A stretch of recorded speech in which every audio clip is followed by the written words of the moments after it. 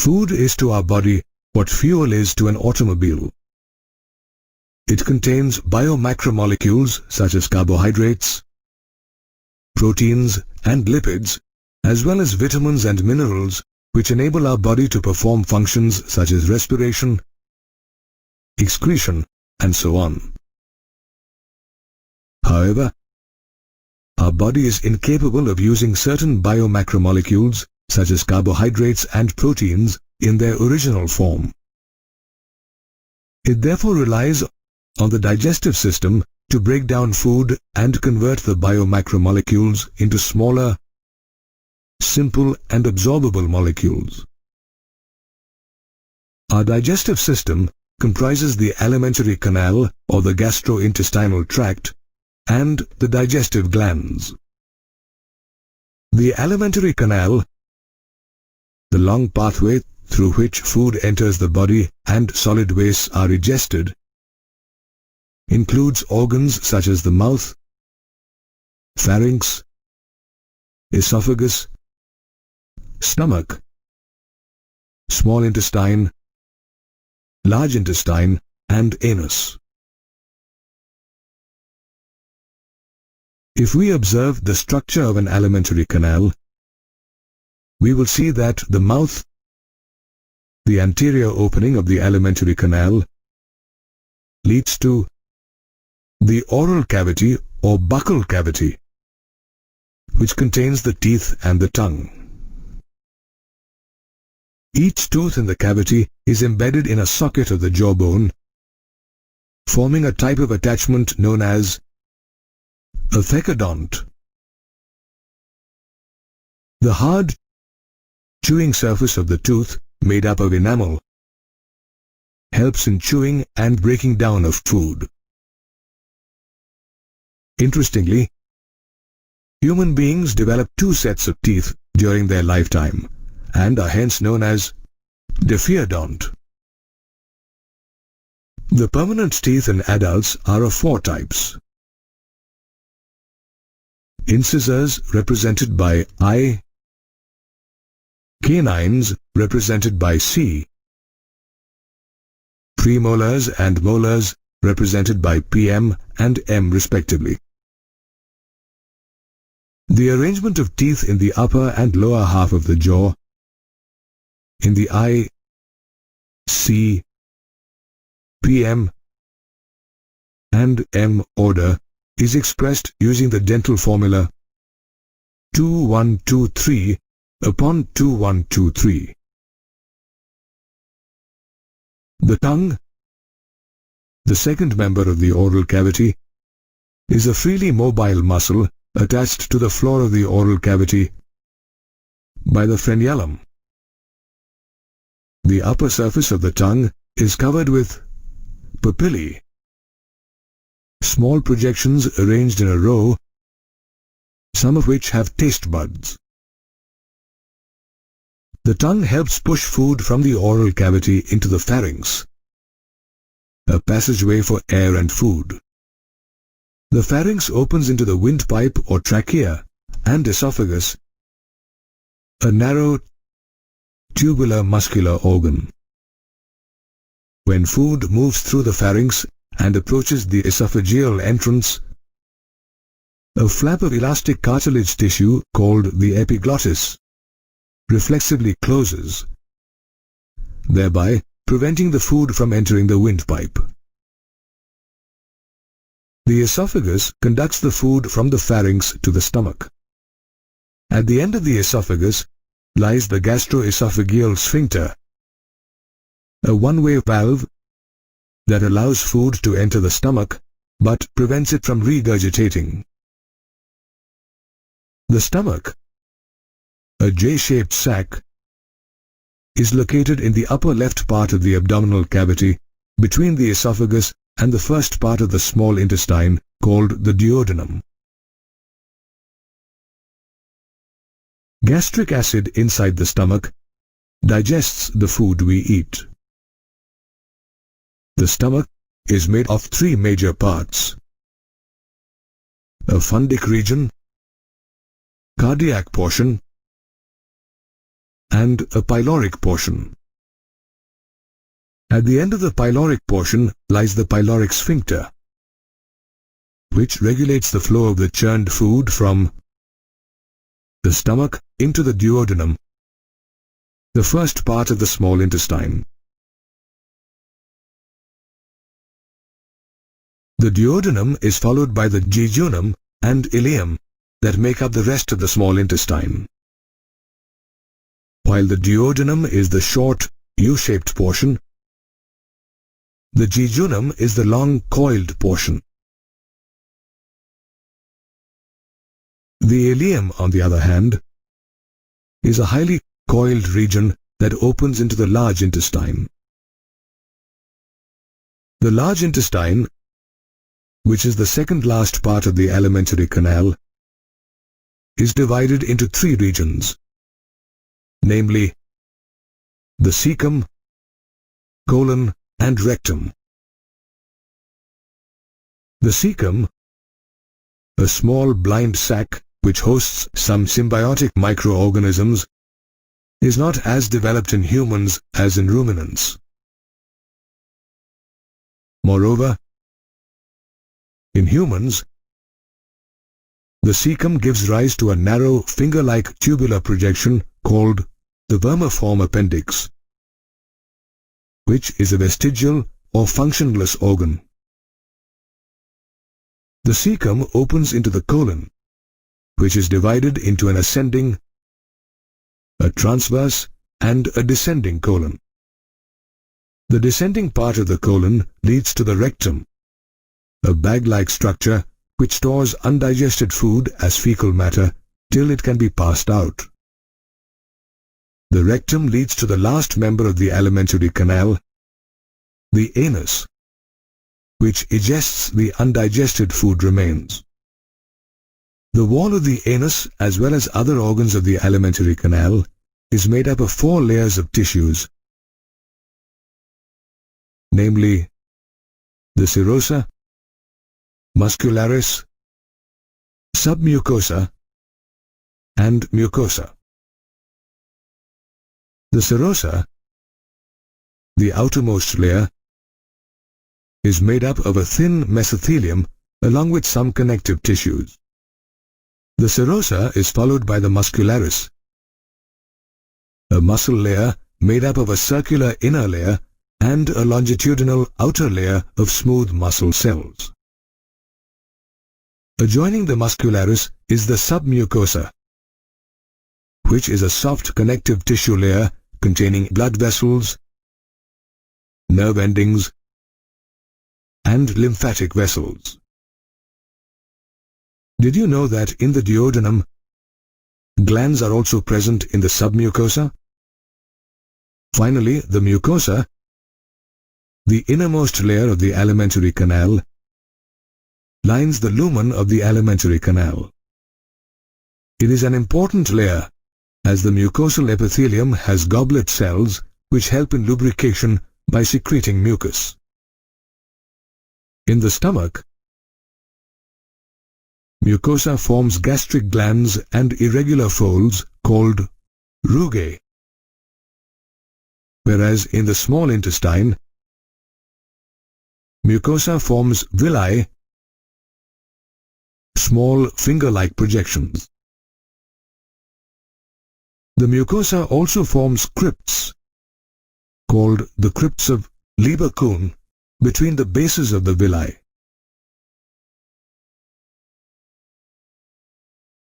The borders of the villi have a brush-like appearance, as the cells lining the villi produce several microscopic projections called microvilli. Both villi and microvilli considerably increase the absorptive surface area of the small intestine. Villi also have a network of capillaries and a large lymph vessel called the lacteal. Interestingly, the tissues of the alimentary canal wall show modifications by way of thickness and so on.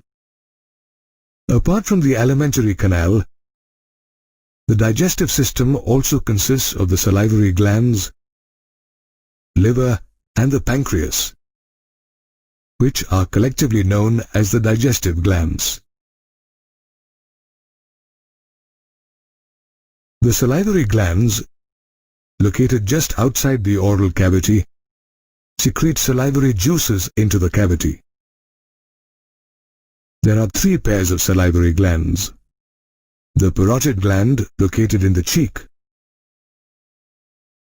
the submaxillary or submandibular gland, found in the lower jaw, and the sublingual gland, located below the tongue.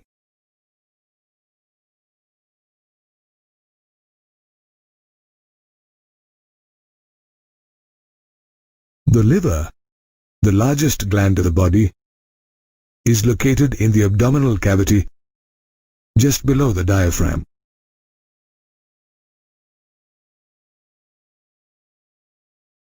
It has 2 hepatic lobes, which are covered by a thin connective tissue sheath called the Glisson's capsule. These lobules contain hepatic cells called hepatocytes, which are arranged in the form of cords. The bile secreted by the hepatic cells passes through the hepatic ducts and is stored and concentrated in the gallbladder. A duct emerging from the gallbladder, along with the hepatic duct from the liver, forms the common bile duct, whose main function is to conduct the bile stored in the gallbladder into the duodenum. Apart from the liver, the digestive glands also include the pancreas. Situated in the duodenum, the pancreas is a compound and elongated organ consisting of exocrine and endocrine parts. While the exocrine portion secretes an alkaline pancreatic juice containing enzymes, the endocrine portion secretes hormones such as insulin and glucagon. The pancreatic duct, which carries the pancreatic juices from the exocrine portion, joins the common bile duct, and both of them open into the duodenum as the hepatopancreatic duct, which is guarded by the sphincter of Oddi. Together, the organs of the alimentary canal and the associated glands digest the food we eat and digest the undigested food. Every day, our body performs several important functions such as respiration, digestion, excretion, to name a few. Of these processes, digestion is a vital one, as it provides energy to the body by converting complex food into smaller, simpler and absorbable molecules. The digestion process begins the moment we put food into the oral cavity through our mouth. The teeth, present in the oral cavity, masticate the food, while the tongue mixes it with saliva, which is rich in electrolytes such as sodium, potassium, chloride, and bicarbonate ions, and various enzymes such as salivary amylase and lysozyme.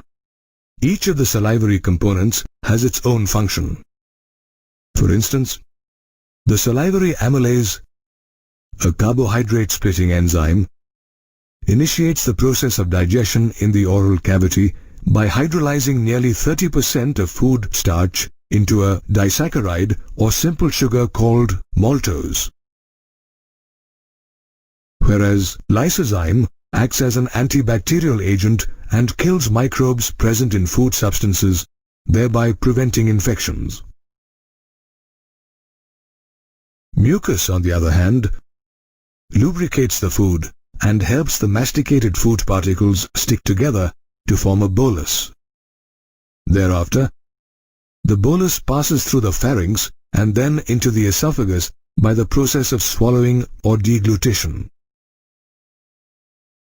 Once the bolus enters the esophagus, a series of wave-like muscular contractions known as peristalsis pushes it down the esophagus and towards the gastroesophageal sphincter, a one-way valve that conducts the bolus from the esophagus into the stomach.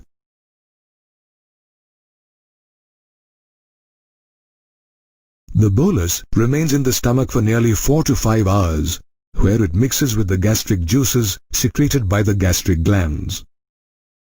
These glands are stimulated by the gastrin hormone and inhibited by the enterogastrin hormone, and consist of mainly 3 types of cells: mucous neck cells, which secrete mucus; peptic or chief cells, which secrete the proenzyme pepsinogen; and parietal or oxyntic cells, which secrete hydrochloric acid and intrinsic factor, a type of microprotein that absorbs vitamin B complex.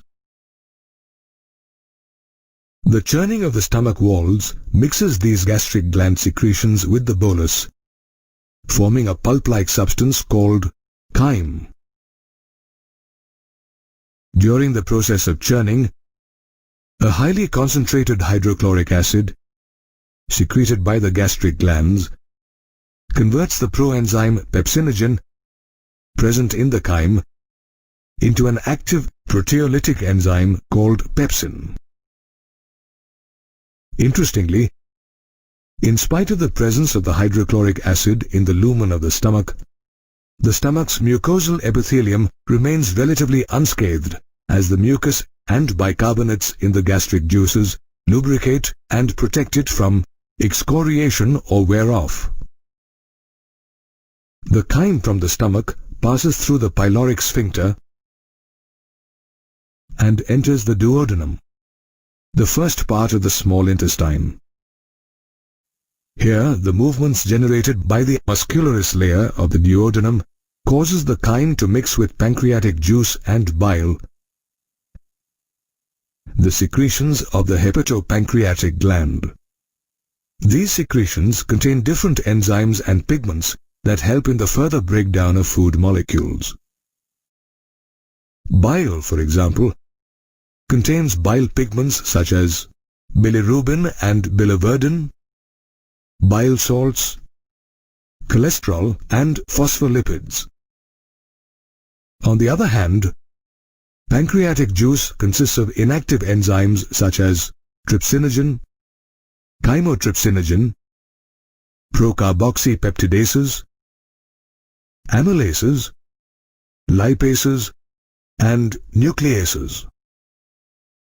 These inactive enzymes are activated by trypsin and chymotrypsin, which are produced when enterokinase, an enzyme secreted by the intestinal mucosa, acts on inactive trypsinogen to form active trypsin and also converts inactive chymotrypsinogen into active chymotrypsin. The bile and pancreatic secretions now start converting complex molecules of the chyme into simpler forms. The proteolytic enzymes trypsin, chymotrypsin, and carboxypeptidase, for instance, act upon the proteins, proteoses, and peptones and convert them into smaller peptides. Similarly, the pancreatic amylase hydrolyze the carbohydrates into simple sugars or disaccharides. On the other hand, enzymes such as lipases break down fats into diglycerides and monoglycerides with the help of bile, whereas nucleases acts on nucleic acids and forms nucleotides and nucleosides. In the final steps of digestion, the end products synthesized by the action of bile and pancreatic juice are further converted into absorbable molecules by intestinal juice or succus entericus that's secreted by the walls of the intestine.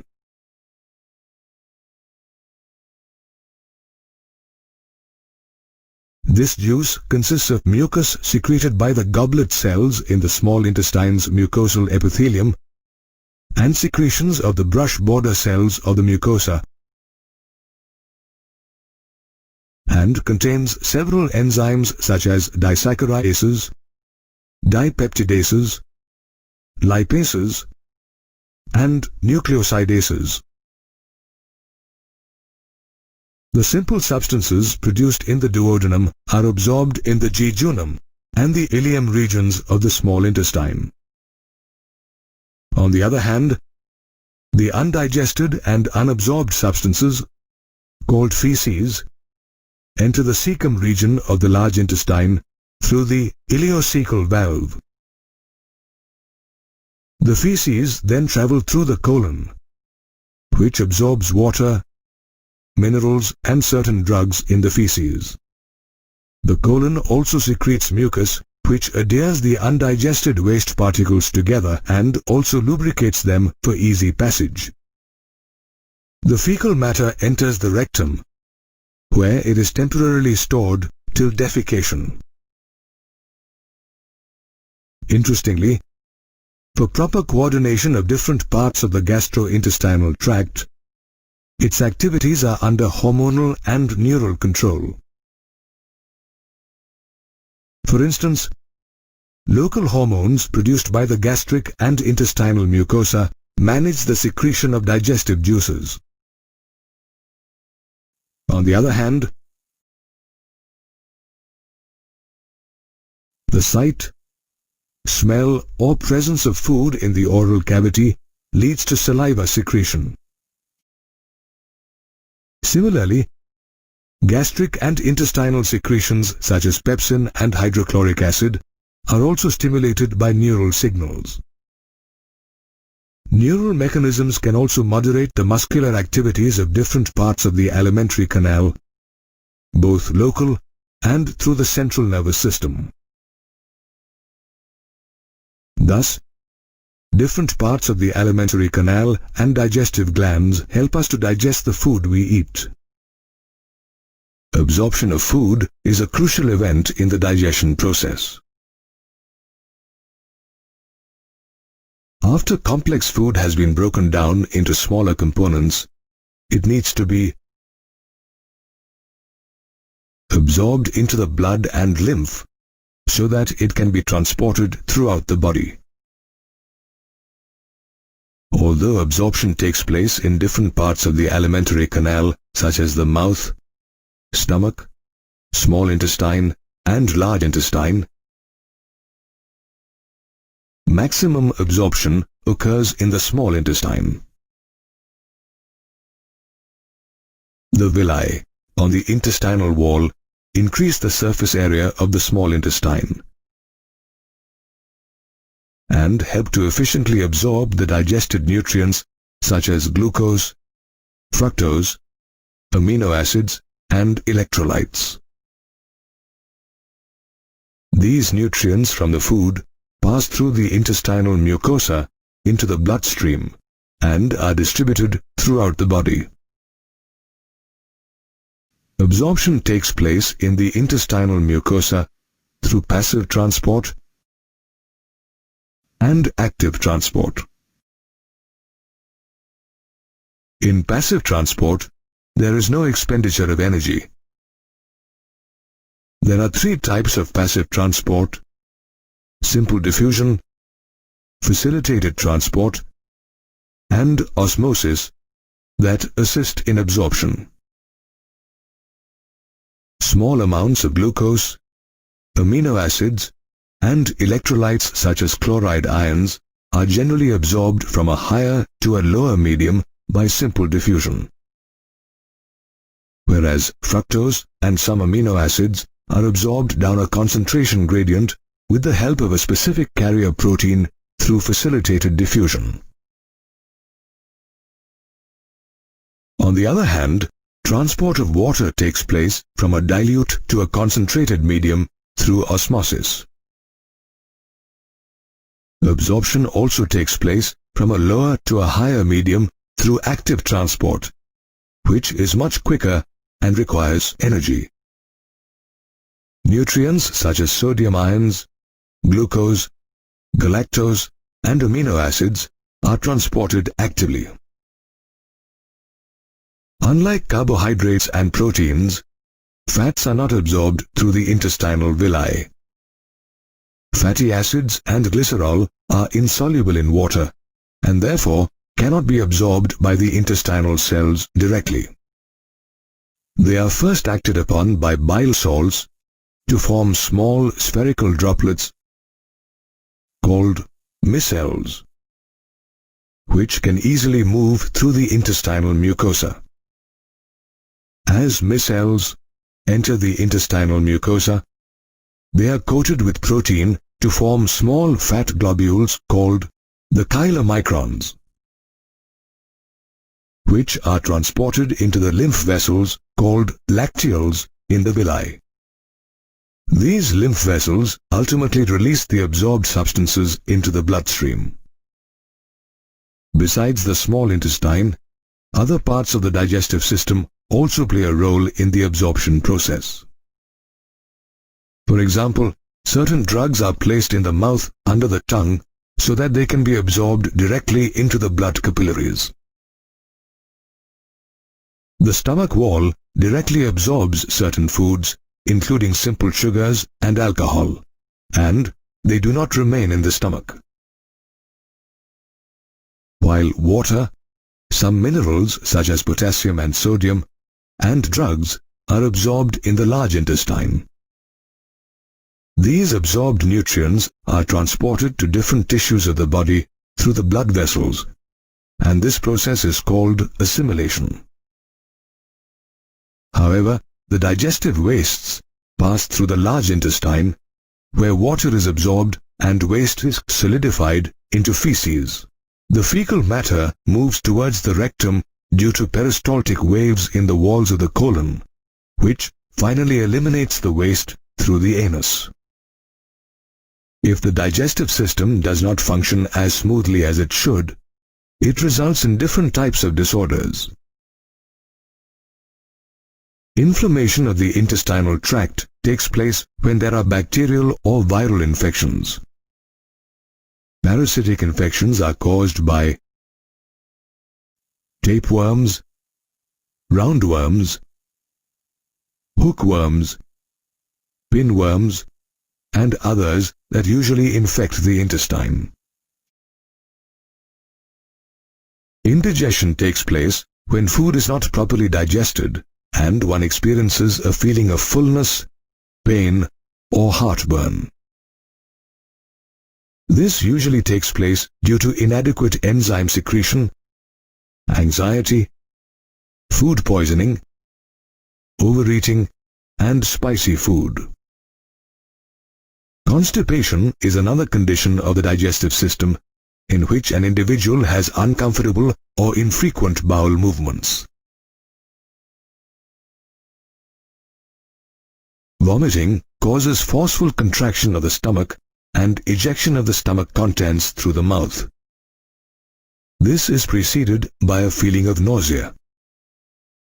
Medical conditions such as jaundice result from excess of bilirubin or bile pigments in the tissues and body fluids.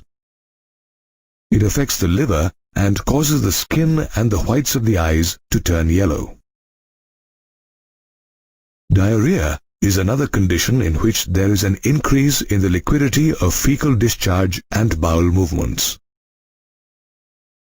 It occurs when enough water is not removed from the stool, making the stool loose and poorly formed. Thus we have seen that absorption and assimilation of food is essential, and disorders in the digestive process can lead to severe complications.